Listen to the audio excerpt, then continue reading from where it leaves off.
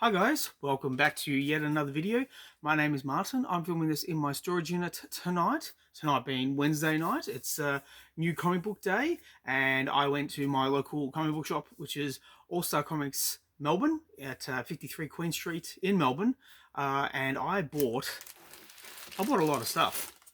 Yeah, and this this doesn't include the stuff that came from DC this week because as I was told, as soon as I got there, the DC stuff had just arrived, like literally just arrived. So, unfortunately, I wasn't able to pick that stuff up, but I do have a lot to show you, and I'll put them into order of the stuff I'll read last, all the way through to the stuff I want to read straight away.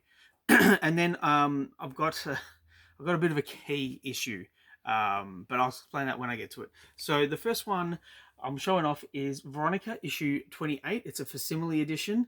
The other reason why I put this at the end is because I don't read facsimile editions straight away. I let them pile up, and I have a big pile of facsimile editions back at home.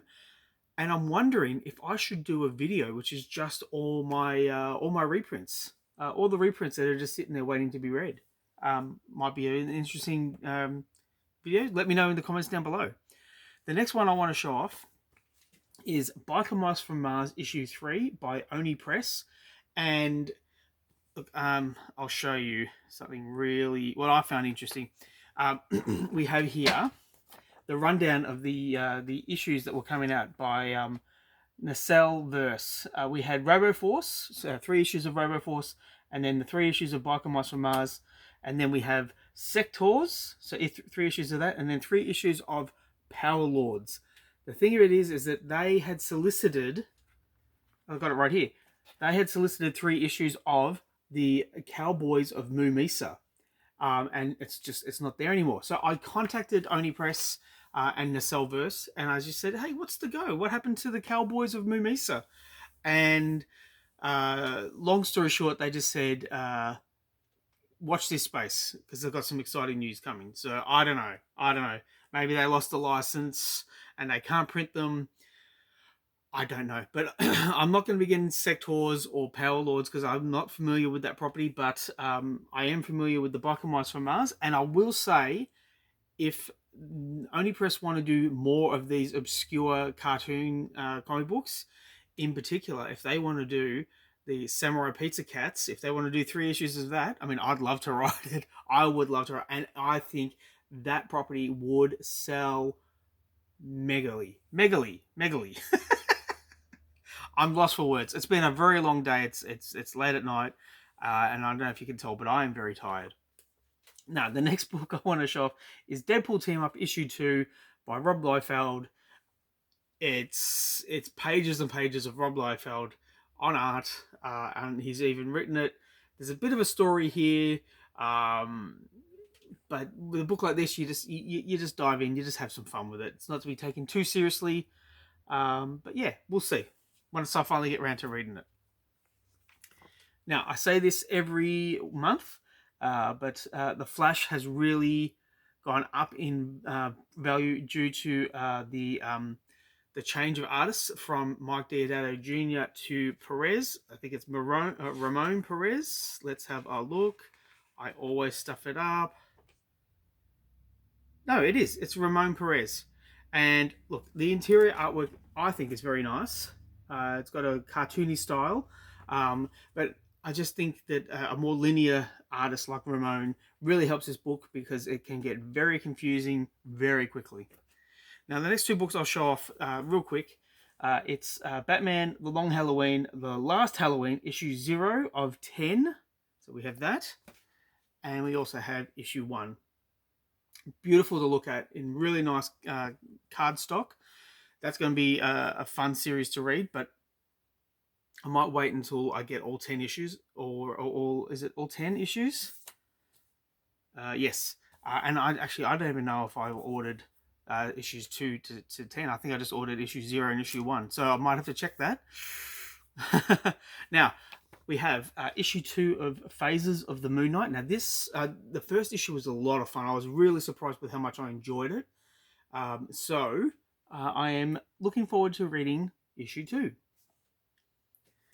Now, a bit of a question for you guys. When you get these books, do you just rip them right out of their plastic sleeve?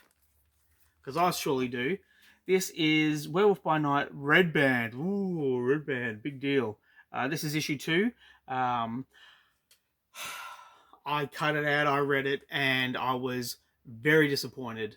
That being said, though, I do have the original series from the 70s to read, and I read issue 13 last night, and the quality between the two is vastly different. So, I mean, the quality between that series and this series.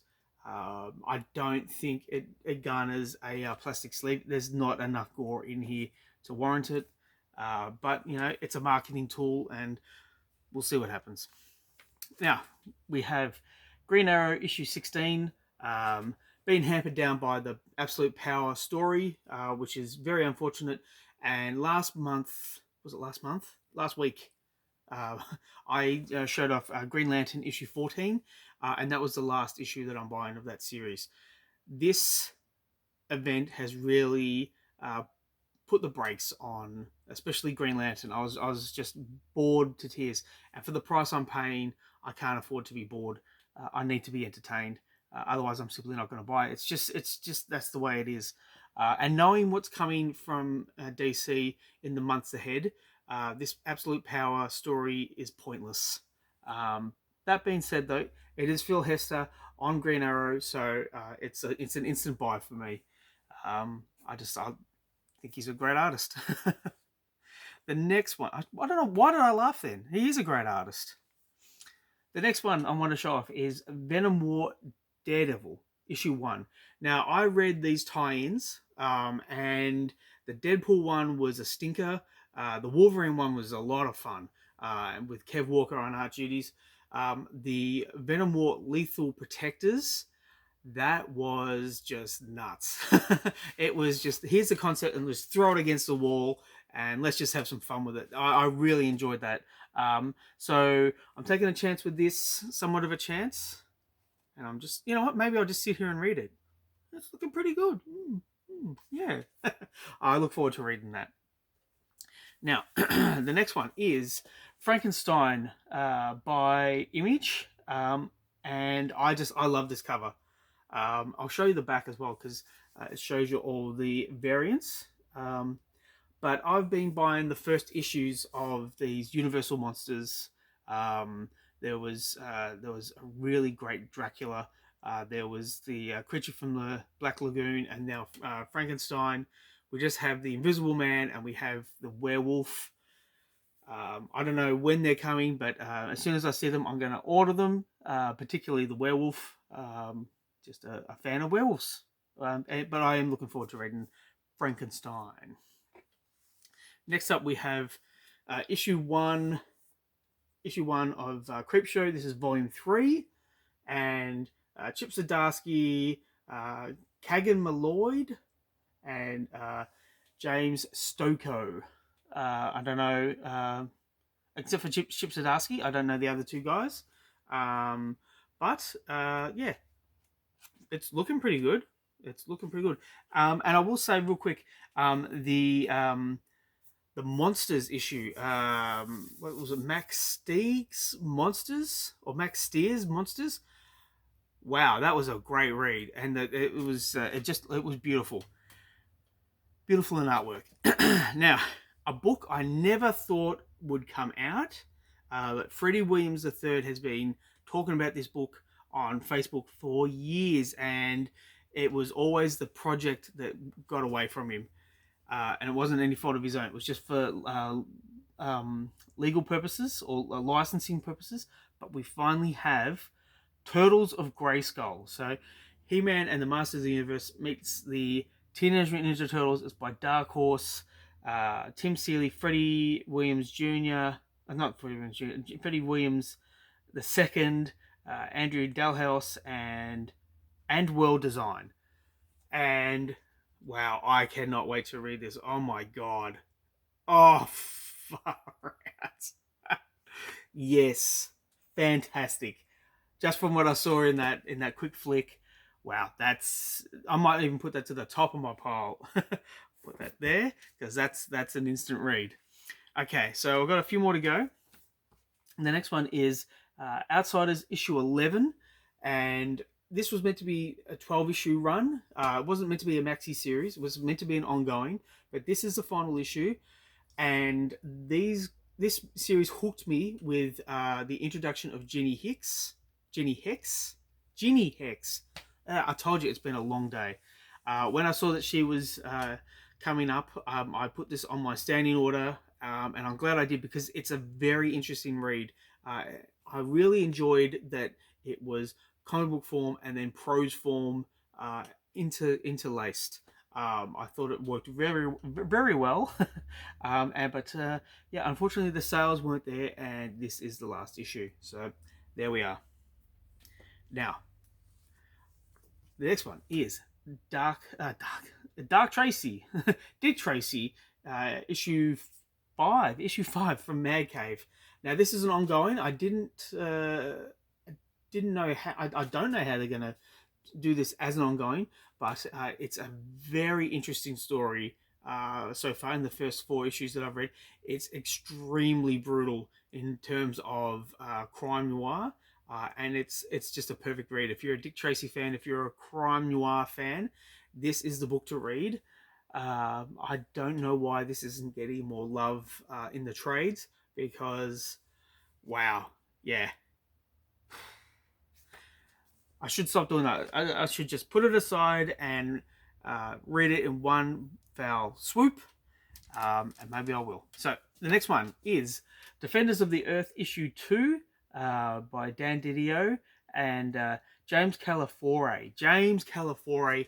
My first introduction to James was when he was penciling Aquaman, when Aquaman had his harpoon, and I loved James's style. His page flow. His facial features. It all just clicked for me. And when I found out that he was on this book, it was a quick purchase. Yeah, The Defenders of the Earth. Again, it's one of those properties that's a little bit older, but you know, you've got Phantom, you've got Mandrake, you've got Luthor, you've got Flash Gordon, yeah, Ming the Merciless. Yeah, lots to love about this. So I'm very much looking forward to reading Defenders of the Earth issue 2. Now I've got 2 more to go and then a key, so I'm nearly done, guys. But the next one is Lobo Cancellation Special by Carl Sparks. And yeah, Carl Sparks did this book, The 6 Sidekicks of Trigger Keaton, which was just a real dark story in terms of Hollywood. And it was a great read. And then Carl Sparks, he did what was it? It was something for Marvel with the pets, the Pet Avengers. But then he did the Peacemaker story, and now he's on this. And not only is he on this, but Kyle Hotz. Is it Kyle Hotz? Yes. Yes, it has to be. I can't be that dumb. Maybe I am. I can't even see it. Let's just have my word for it. Yeah. You know the artist. You see the cover. You know who this is. I flicked through this at the shop. This looks great. This looks so good. Every page. I said I'd stop doing that, but I can't stop. It's beautiful to look at. I'm very much looking forward to reading that. Yeah, and maybe even tonight, if I don't fall asleep as I'm reading. Do you guys do that? Before I get to the last book, I will ask, when do you read your books? Do you wait until the weekend when the working week is over, or do you try and read at night? And if you're like me, do you get through a few pages and then, you know, collapse? I gotta stop doing that because I'm reading all these great books and it's just yeah, I'm falling asleep to them because it's just a very long day. But here we are. The Mighty Morphin Power Rangers meet Usagi Yojimbo. I never thought I'd see this, and I remember I saw the solicitation. I pre-ordered it because it's an instant buy for me. Anything Usagi Yojimbo, I've got to get. well, I don't have to get, but anything that looks this good, I have to get. I remember I showed my wife, and she knows Usagi because I read them, so she's familiar with it by association. But yeah, she knew the Mighty Morphin Power Rangers, and when I showed her this book, it elicited the response of, "Oh, oh, yeah, okay." But yeah, really looking forward to reading this. It's just great page quality. Looks like a lot of fun. It's kind of manga-ish, to be honest. But yeah, there we go. There's that. Now, the last issue, the key issue I'm going to show off, it's in this plastic bag. I saw it last week, but because it was oversized, I didn't pick it up because I didn't have enough room left in my bag. But wow, look at that. So that's oversized. Look, okay. I'll use this as an example. Here we have. You can see how big it is compared to Rabbit, just a little bit bigger. Which is the better book? No. Stop being silly, Martin. Okay. Detective Comics issue 27, the oversized edition. Far out. This looks great. Oh. Oh no. Yeah, okay. Wow. If you get the chance to pick this up, but be very careful. Put it in a plastic sleeve. Put a backing board on it, because this is it's not flimsy paper, but it feels like old newspaper type quality paper. I'm gonna read this very carefully, and then I'm gonna pack it away because this is gorgeous. Okay, that's the video for tonight. Thank you for sticking with me. I hope you enjoyed it. Please let me know what you think in the comments down below. Please like and subscribe if you wish to. I really do appreciate it. I'm now at 617 subs, so yes. I will also add very quickly, there's been some drama in the YouTube comic book community with Sticky Goose and Comic Tom. I didn't watch the the debate between them, but I did see some aftermath videos, and I saw Sticky Goose's response video. I was like, I don't know what this is all about.